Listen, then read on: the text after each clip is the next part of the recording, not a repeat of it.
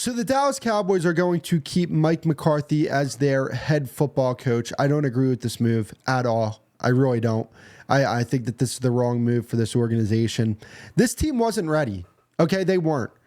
They were a better football team than the Green Bay Packers. They were a more talented football team than the Green Bay Packers. There's a reason why they had 9 All-Pros on their team. There's a reason why the Green Bay Packers had 0 All-Pros on their team. There's a reason why the Cowboys won 12 games this past season. There's a reason why the Green Bay Packers won 9. There's a reason why the Cowboys were 8-0 at home. There's a reason why the Green Bay Packers were 4-5 on the road. And I understand, overall record for the season doesn't dictate what a team actually is, right? Because a team can catch fire late, like we saw with the San Francisco 49ers a few years ago, who knocked us off in the first round, ended up going to the NFC Championship game. A team can catch fire late, but at the end of the day, this is a team that a few weeks prior to playing the Cowboys, they got lit up by Bryce Young and the Carolina Panthers. They lost to Tommy DeVito and the New York Giants. They got killed by Baker Mayfield and the Tampa Bay Buccaneers, who, by the way, Baker Mayfield played a really good game today versus the Detroit Lions. There's a reason why these things happened, okay? The Cowboys were the better football team, but they didn't play like it. You want to know why? Because 50 players on that team decided not to play that day. Because there were players, don't get it twisted, there were players that showed up to play that day. In particular, the 3 that I'm looking at, Jake Ferguson, tremendous effort from him. Michael Gallup, tremendous effort from him. And Tony Pollard played his ass off. There were a few guys that showed up to play. But overall, this team looked shook. They looked like a team that felt the pressure. They looked scared in this game. And they're playing a team that was the youngest team in NFL history to ever make the playoffs. Okay? They lost in the first round, and they didn't look competitive. They didn't look competitive at all. That game wasn't close, guys. They lost 48-32. And the score of the game does not dictate how poorly the Cowboys played and just how outclassed they got in that game. The score is not indicative of how the game actually was. They got killed. And even though the score dictates that they got killed that game, it was worse than what it actually was. This is a team that's consistently at the top of the league in penalties under Mike McCarthy. Okay? 2023, they were 3rd in the league in penalties with 115. 2022, they were 9th in the league in penalties with 104. 2021, they were 1st in the league with 127 penalties. 2020, they were 11th in the league with 96. So 2020, not that bad when you compare it to the other years. It's just unacceptable, though. He has a 1-3 playoff record with the Dallas Cowboys. And I understand he wasn't the play caller for 3 of those losses, but the one game that he was the play caller was the ugliest of the losses.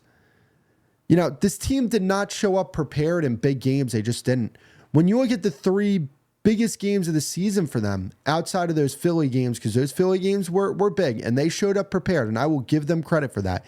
Even when they went on the road and put up a really good fight against Philly when they were playing good football, I gave them a lot of credit for that. I said, look, you're not going to win them all. It's a tough spot.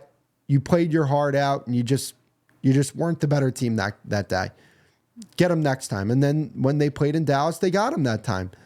They played really good football that day, but I think I might put that more on the Eagles completely folding than I do the Cowboys playing really good. But you know what? You want to know what? They deserved credit for that win. No doubt about it. San Fran showed up flat. Arizona, by the way, 2 weeks prior to the San Fran game, showed up flat. Bills showed up flat. And then the worst of them all was the Packers. That was the worst loss of them all. And I understand the offense put up 32 points, but you were down 27-7 at halftime, guys. I mean, that's ridiculous. This is a front-running football team. Aaron Jones told you that too. He said that before the game. He said, we're going to punch those front runners in the face. And that they did. They absolutely did. And it was embarrassing to see. They don't respect this team. They don't. A 9-8 football team, youngest team in NFL history, came into your building, said, we're going to take the ball first, called you front runners, put on sunglasses after they scored. They weren't scared of you. They weren't scared one bit of you.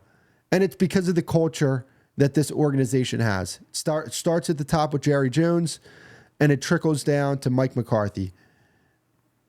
People aren't afraid of losing their jobs. There's going to be no accountability coming out of this game.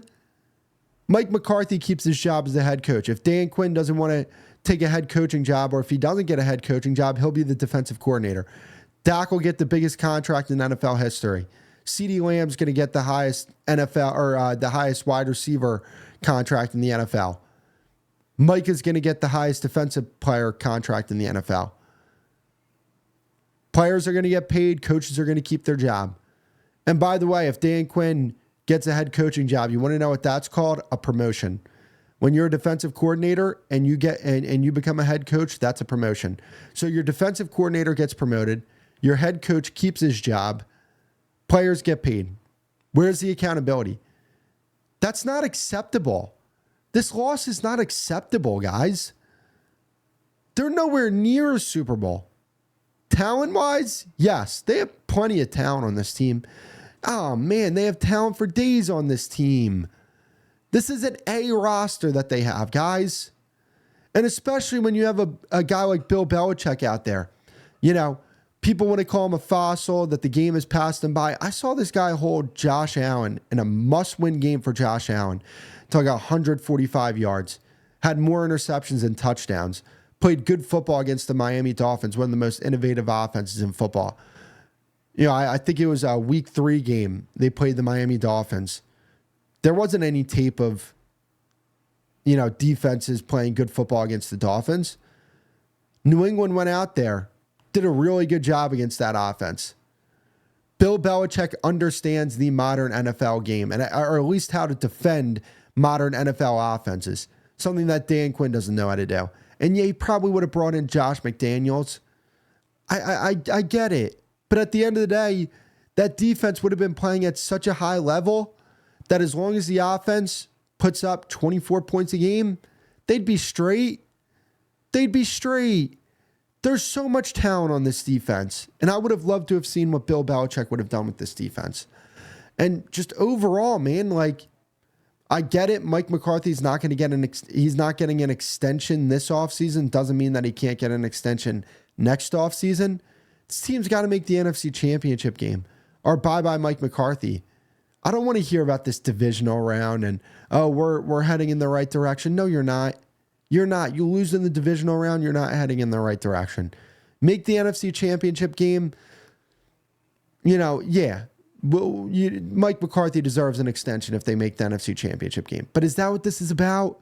Is this about making the NFC Championship game, or is this about winning Super Bowls? And how do you come to the conclusion that a guy who coached a team who got smoked in the first round when they were a much better football team, how can you convince me, how can you convince the fan base that this guy is the right guy for the job? They're nowhere near a Super Bowl with this coach. Personnel is not the problem with this football team. It's not.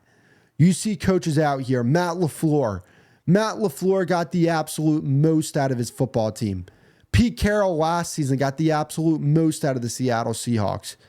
You know, there are coaches that get the most out of their personnel. And if Mike McCarthy could get the most out of his personnel with the Cowboys, they'd win a ton of football games, which they do, but they'd actually have postseason success. You know, the games that actually matter the most. So the Cowboys keep Mike McCarthy. I don't agree with it. I don't agree with it whatsoever.